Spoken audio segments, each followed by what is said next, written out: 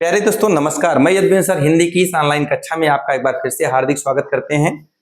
आज इस वर्दी बैच के तहत आपका जो अगला चैप्टर है विशेषण उसे पढ़ाया जाएगा। तो विशेषण का पहला क्वेश्चन जो दिया है, विशेषण किसकी विशेषता बतलाता है? संज्ञा की, सर्वनाम की, संज्ञा और सर्वनाम दोनों की या क्रिया की? समझिएगा होता क्या है ये विशेषण विशेष। जैसे मैं एग्जाम्पल में लिखूं, राम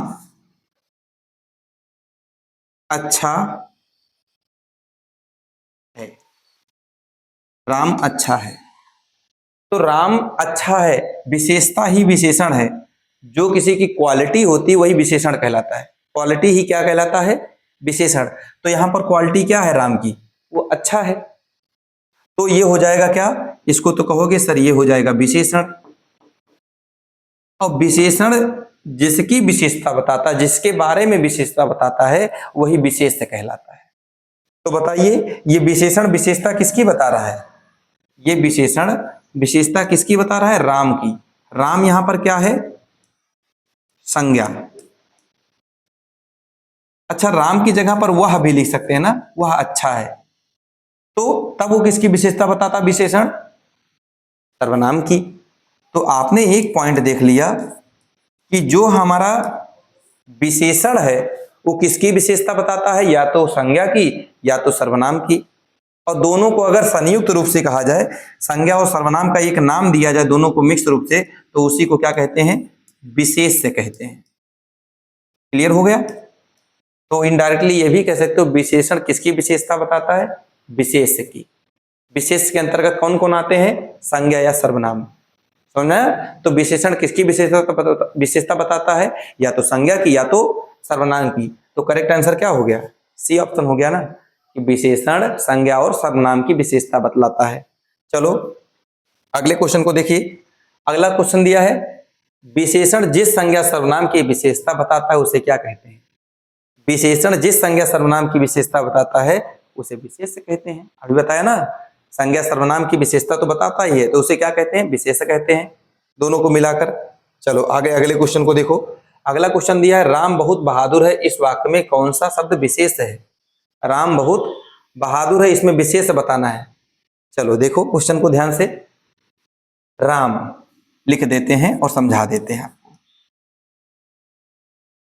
हिंदी में बहुत ही आसान चैप्टर होता है, बस इसको समझने वाले होने चाहिए बस। राम बहुत बहादुर है, ठीक है। यहां पर आपको ये दिखा कि जो ये सर बहादुर शब्द है ये विशेषण है, ये तो क्लियर हो गया क्योंकि ये क्वालिटी है उसकी। और विशेषण किसकी विशेषता बता रहा है यहां? राम की। तो राम क्या हो जाएगा? विशेष से हो जाएगा, ये भी क्लियर है। अब प्रॉब्लम ये आ रही है कि बहुत शब्द क्या है इसमें। बहुत शब्द क्या है इसको भी देख लीजिए। ये जो बहुत शब्द है ये प्राविशेषण है। अब कहोगे सर ये प्राविशेषण क्या होता है? प्राविशेषण भी बच्चे समझिए क्या होता है। प्राविशेषण उन्हें कहते हैं जो विशेषण की भी विशेषता बताए, मतलब आग में घी डालने वाला काम करे, तो उसी को प्राविशेषण कहते हैं। जैसे बहादुर तो था, जब बहुत लग गया तो क्या क्लियर हो गया? वो बहुत बहादुर है। क्लियर ना? तो जो विशेषण की भी विशेषता बताता है उसे क्या कहते हैं? प्राविशेषण कहते हैं। Is that clear? विशेषण की विशेषता बताने वाले को प्राविशेषण कहते हैं। विशेषण जिसकी विशेषता बताता है विशेष कहलाता है। तो कहोगे विशेषण किसकी विशेषता बताता है? या तो संज्ञा की या तो सर्वनाम की, ठीक है। और विशेषण की विशेषता जो बता रहा है वो प्राविशेषण। अच्छा, इसी क्वेश्चन को थोड़ा अगर और अलग लिख दिया होता भी, जैसे राम बहुत बहादुर लड़का है। अब इस क्वेश्चन में कह दे बताइए सर यहां पर विशेष क्या है? तो अब राम यहां पर विशेष नहीं होगा, यही बात समझना है। राम अब यहां पर विशेष नहीं होगा। यहां पर आपको नोट रखना है कि राम विशेष यहां पर नहीं है, यहां पर विशेष हो गया अब लड़का। हमेशा याद रखना इस पॉइंट को कि बहादुर अब कौन है? लड़का है। हालांकि उस लड़के का नाम है राम। राम इनडायरेक्टली हो गया, लेकिन बहादुर कौन है? लड़का।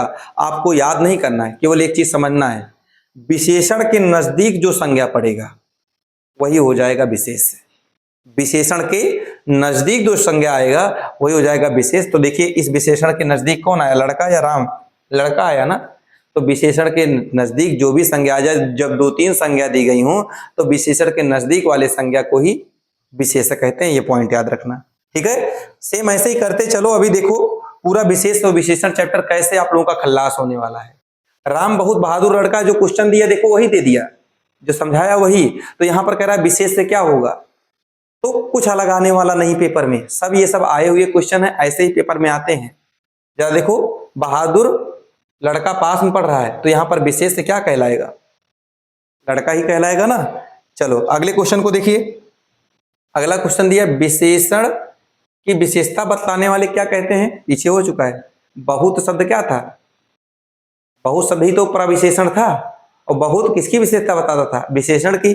तो विशेषण की जो विशेषता बताता है क्या कहलाता है, प्राविशेषण कहलाता है। ये भी क्लियर हो गया आप लोगों का। अगला क्वेश्चन देखिए, सालों बाद उसका प्रवासी पति लौटा है, इस वाक्य में कौन सा विशेषण है। एक तो सालों बाद उसका, उसका शब्द भी ये सार्वनामिक विशेषण है, और प्रवासी पति, लेकिन यहां पर संज्ञा का काम जो कर रहा है, प्रवासी कौन है, पति है ना। तो ये तो हो गया विशेष और ये हो गया विशेषण। और आपसे क्वेश्चन में यही पूछा गया निम्नलिखित में से कौन सा शब्द विशेषण है, तो विशेषण क्या हो जाएगा, प्रवासी हो जाएगा। उसका भी नहीं होगा, सालों भी नहीं होगा, और पति भी नहीं होगा। प्रवासी क्यों हुआ, समझ में आया ना। अच्छा अगले क्वेश्चन को देखिए। अगला क्वेश्चन दे रहा है उर्वशी अत्यंत सुंदर है, इस वाक्य में प्रविशेषण क्या है। देखिए उर्वशी अत्यंत सुंदर है, सुंदर क्या हो जाएगा, ये तो विशेषण है, ये शब्द विशेषण है। उर्वशी क्या हो जाएगा, ये तो विशेष है। तो सुंदर की विशेषता कौन बता रहा है, अत्यंत। अत्यंत शब्द क्या हो जाएगा, प्राविशेषण हो जाएगा। और यही पूछा निम्नलिखित में से कौन सा शब्द प्राविशेषण है, तो प्राविशेषण शब्द कौन सा हो गया, अत्यंत। इस प्रकार से करेक्ट आंसर क्या हो जाएगा, बी करेक्ट आंसर हो गया। अगले क्वेश्चन को देखिए, किस वाक्य में प्राविशेषण नहीं है। तेरा प्राविशेषण किसमें नहीं, देखिए मुझे तो थोड़ा ही भूख लगी है, चलो ठीक है। अरे बहुत ही सुंदर फूल है, आजकल संतरे कुछ ज्यादा ही खट्टे हैं, बच्चे समझदार हो गए हैं। पहले इसको देखो, मुझे तो थोड़ा ही भूख लगी, भूख तो है, और भूख कितनी है, थोड़ी है। तो विशेषण की विशेषता बता दिया ना, ये तो हो जाएगा, इसमें प्राविशेषण लगा है। अरे बहुत ही सुंदर बात है, सुंदर तो बात थी, लेकिन बहुत ने आग में घी का काम कर दिया, ये भी प्राविशेषण हो जाएगा, बहुत भी। आजकल संतरे कुछ ज्यादा ही खट्टे, खट्टे तो थे लेकिन कुछ ज्यादा, ये भी प्राविशेषण हो जाएगा। अब देखो बच्चे समझदार हो गए हैं, इसमें तो नहीं है ना। अगर होता बच्चे बहुत समझदार हो गए हैं, तब बहुत शब्द प्राविशेषण हो जाता। इसमें पूछा है क्वेश्चन में कौन सा प्राविशेषण नहीं है, तो करेक्ट आंसर क्या हो जाएगा, D. Is that clear, D option हो जाएगा। अगला क्वेश्चन देखिएगा, विशेषण का लिंग किसके अनुसार निर्धारित होता है। जो विशेषण होता है उसका लिंग किसके अनुसार निर्धारित करते हैं। जैसे मैंने कहा राम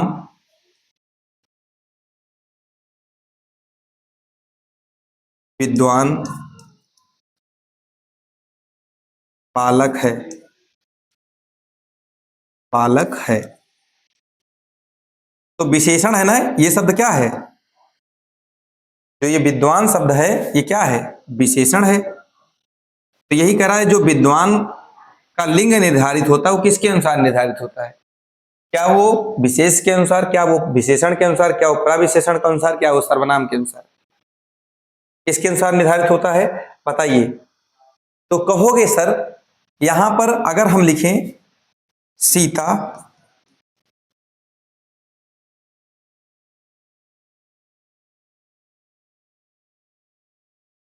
विद्वान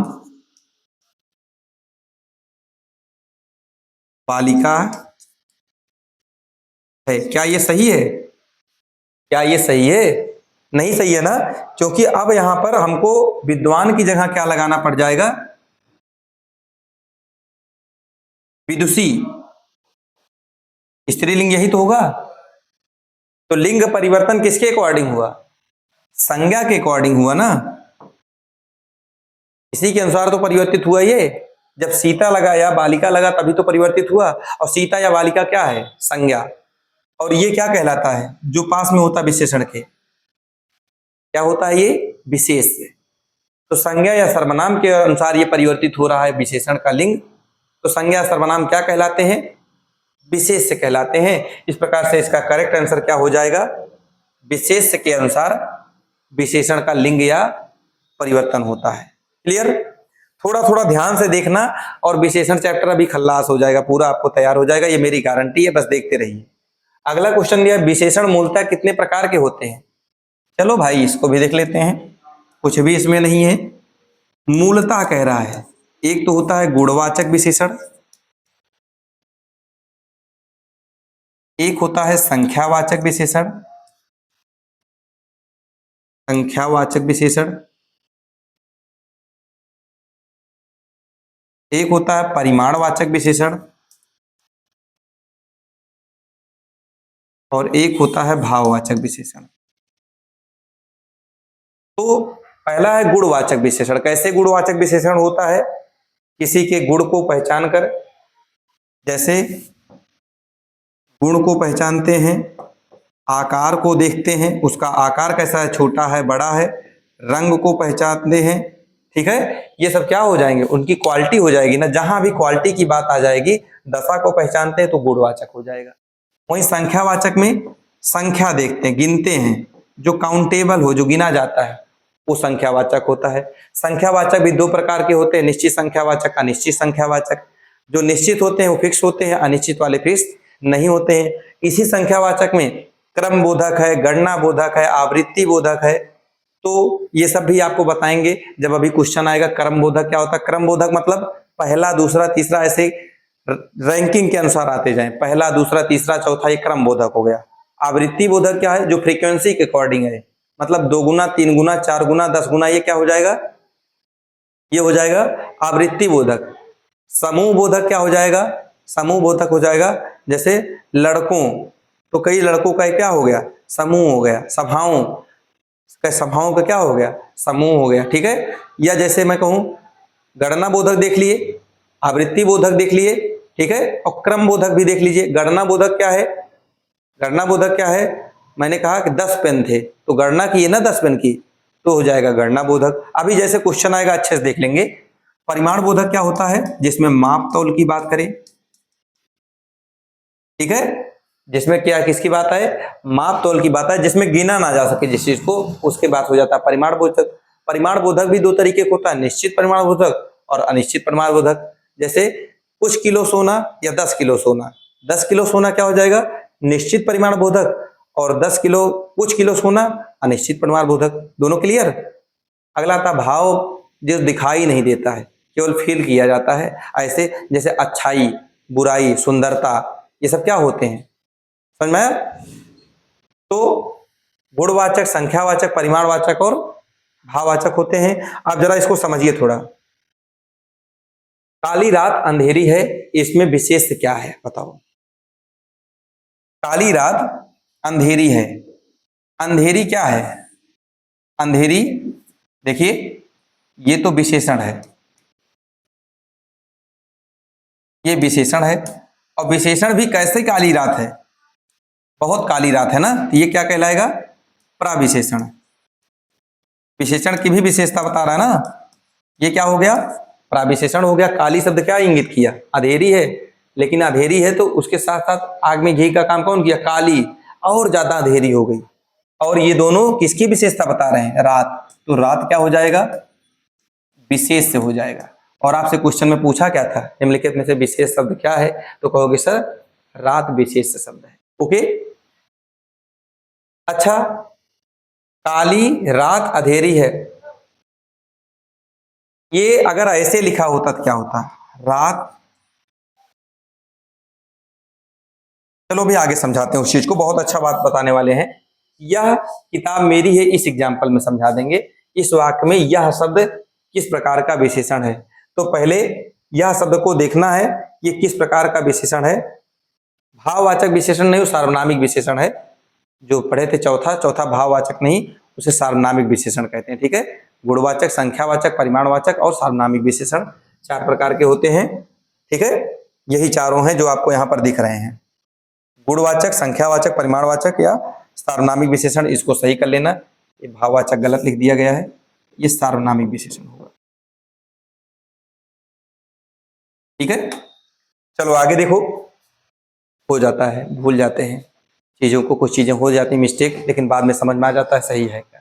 ठीक है, तो यह किताब मेरी है, इस पॉइंट को समझना है। इसमें कह रहा है वाक्य में किस प्रकार का विशेषण है, तो चारों विशेषण तो समझ लिए हो। गुणवाचक जिसमें क्वालिटी बताई जाएगी, संख्यावाचक जिसमें संख्याएं बताई जाएंगी, परिमाणवाचक जो मापा तौला जाएगा, और सार्वनामिक विशेषण जो सर्वनाम के रूप में प्रयुक्त होंगे। देखिए, यह किताब मेरी है, इसी को सांकेतिक सर्वनाम भी इसी तरीके से होता है। कैसे? अभी यही लिखा होता है, यह, समझिए ध्यान से, यह मेरी किताब है।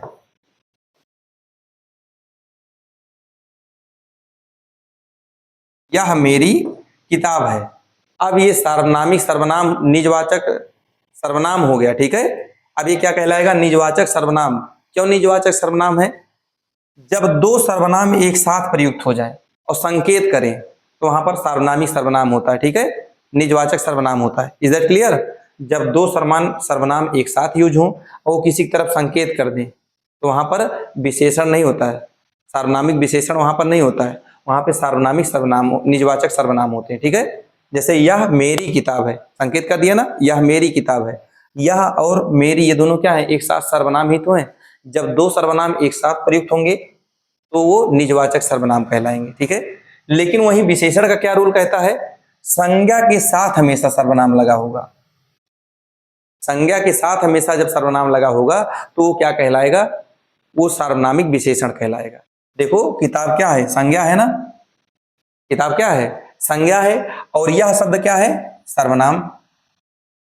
और संकेत भी इसमें भी कर रहा है, यह किताब मेरी है, इसमें भी संकेत होगा, सांकेतिक विशेषण है ये। तो संकेत इसमें भी किया जाएगा, लेकिन उसके साथ साथ सर्वनाम के पहले के बाद में क्या जुड़ा होगा? संज्ञा जुड़ा होगा। सर्वनाम के बाद में अगर सर्वनाम आ जाता है तो निजवाचक सर्वनाम हो जाएगा। सर्वनाम के बाद में यह संज्ञा आ जाती है तो सार्वनामिक विशेषण हो जाएगा। क्लियर? तो इसका करेक्ट आंसर क्या हो जाएगा? डी। थोड़ा सा अंतर था तो इसलिए हम उसको बताना अवश्य समझे।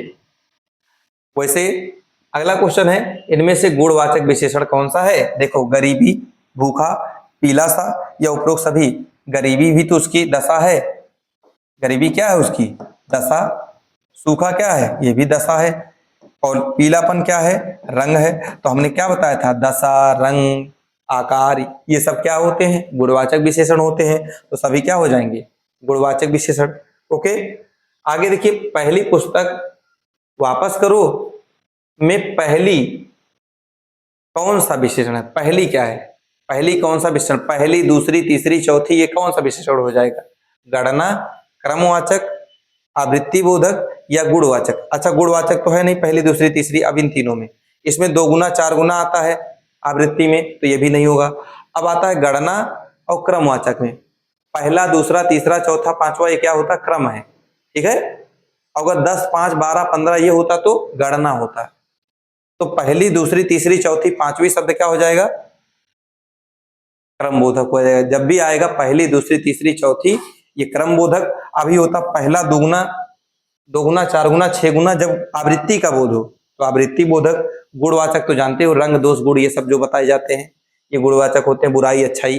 ठीक है, तो ऐसे ही क्वेश्चन को क्लियर करना आपको। अगला क्वेश्चन है, कई दर्शक गण किस विशेषण का उदाहरण है? कई दर्शक गण, कई दर्शक गण, कई निश्चित है, अनिश्चित है। अब चलो देखो, सबसे पहले तो निश्चित वाले ऑप्शन ही कट हो गए। अब 2 बचे, परिमाणवाचक और संख्यावाचक। तौलते हो क्या दर्शक को? दर्शक तौला नहीं जाता ना, जब तौला नहीं जाता तो क्या हो जाएगा? संख्यावाचक हो जाएगा। तो अनिश्चित संख्यावाचक विशेषण होगा, ऐसे क्लियर किया जाता है। अगला देखो, अष्टादश पुराण है, इस वाक्य में अष्टादश, अष्टादश किसको कहते हैं? 18 को कहते हैं। पुराणों की संख्या कितनी है? 18 है। तो ये तो निश्चित हो गई ना, और क्या कर दी इसको? गणना की है ना, तो ये क्या हो जाएगा? देखो, गुणवाचक होगा। ये गुणवाचक होगा? नहीं। तौले हो इसको? मापे हो? नहीं। क्या इसमें कोई सर्वनाम यूज हुआ है? नहीं। क्या है इसमें? 18 क्या हो गया? संख्यावाचक। संख्यावाचक हो गया ना, संख्यावाचक में गणनाबोधक हो गया। ऐसे ही करना क्वेश्चन को। अगला, परिमाणवाचक विशेषण किसका बोध कराता है? माप तौल का बोध कराता है। इस क्वेश्चन में देखो माप तौल दे ही दिया। ऐसे भी क्वेश्चन आते हैं पेपर में, सिर्फ करना ही रहता है और कुछ नहीं है इसमें। ठीक है, केवल ध्यान से आप लोग देखते चलो बस इसको। और अभी तक अगर सेशन को लाइक ना किए हो, सब्सक्राइब ना किए हो, तो प्लीज सब्सक्राइब कर लीजिए, क्योंकि आपको हिंदी की पूरी जितनी प्लेलिस्ट है मैं बना के दूंगा इसका, कुछ भी हिंदी में छोड़ूंगा नहीं। लेकिन आपका इसमें लाइक और शेयर और सब्सक्राइब बहुत इंपॉर्टेंस रखता है। सारे सब्जेक्ट की इसी तरीके से वर्दी बैच के तहत मैराथन भी चलेगी, और अभी तो क्लास चल रही है। पेपर पास आने पर मैराथन भी लिया जाएगा, लेकिन अभी जो आप लोगों की क्लास चल रही है इसको अच्छे से कीजिए और समझिए और करते रहिए। ठीक है, तो चलिए देखो आगे। अगला क्वेश्चन क्या दे रहा है? 10 क्विंटल गेहूं में कौन सा विशेषण है? 10 क्विंटल गेहूं। 10 क्विंटल गेहूं, क्या यह निश्चित परिमाणवाचक है?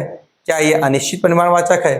पहली बात तो अनिश्चित नहीं है। 10 क्विंटल हो गया तो 10 तो शब्द निश्चित हो गया। ठीक है, अच्छा ठीक, चलो ये कट हो गया, ये कट हो गया। अब ये संख्यावाचक है परिमाणवाचक है? गेहूं को गिनते हो या तौलते हो?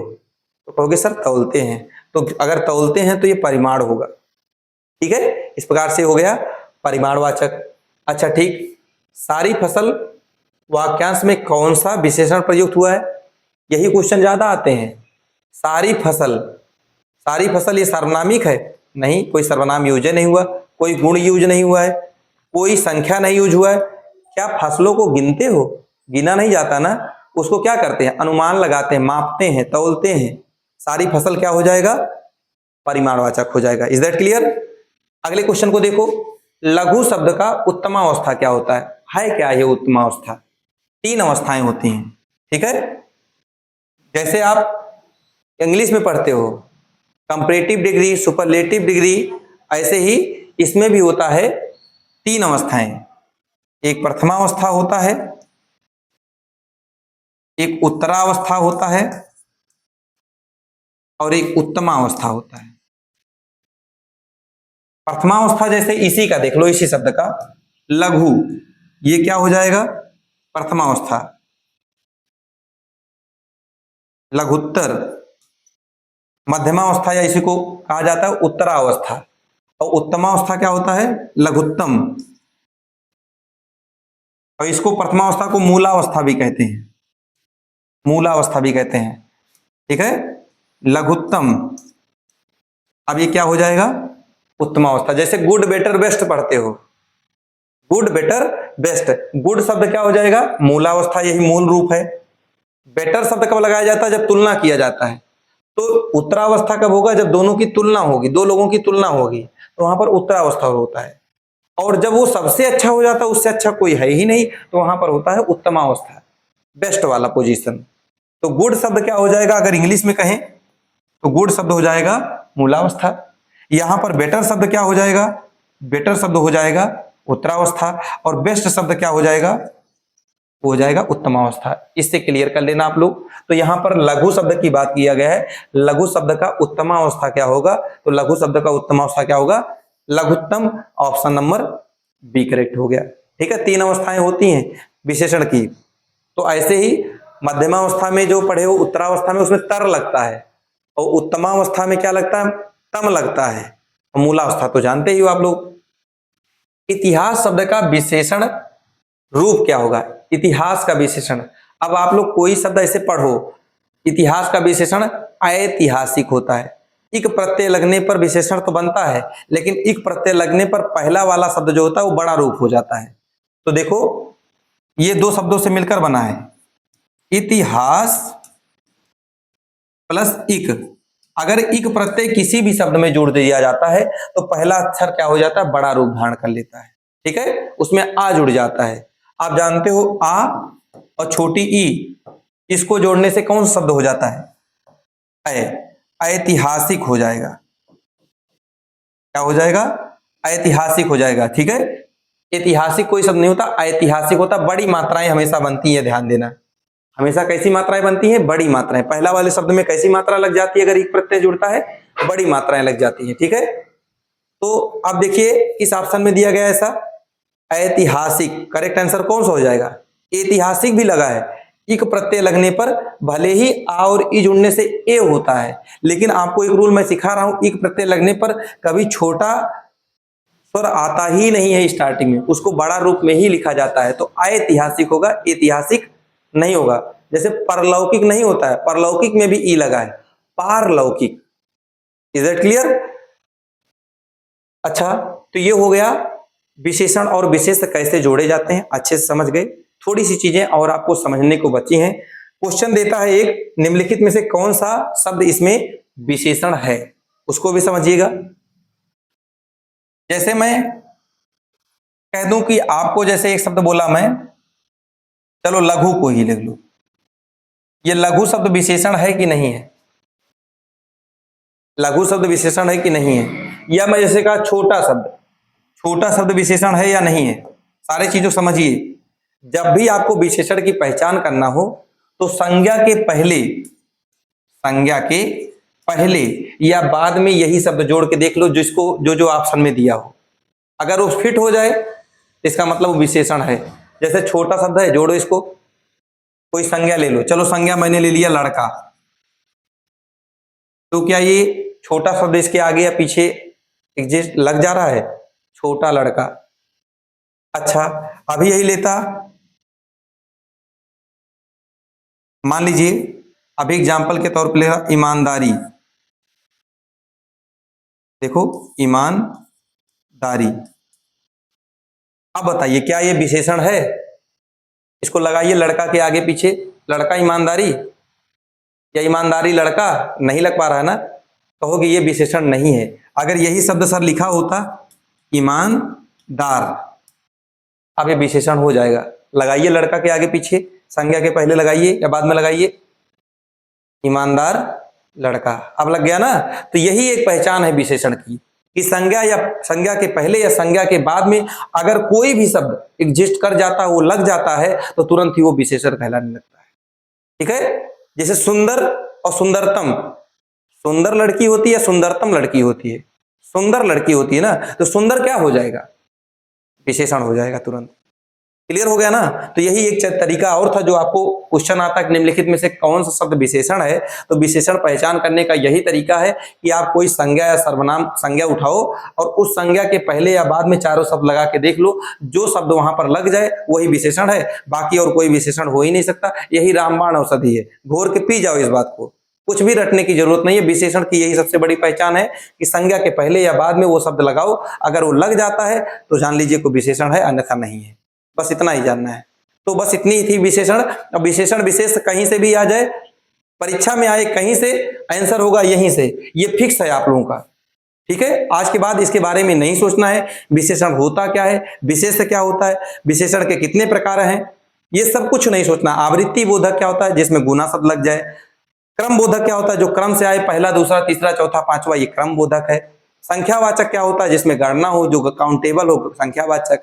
परिमाण बोधक क्या होता है, जिसको मापा तोला जा सके, वो परिमाण बोधक। सार्वनामिक विशेषण क्या होता है, जो संज्ञा के पहले कहीं पर सर्वनाम प्रयुक्त हो, सर्वनामिक विशेषण।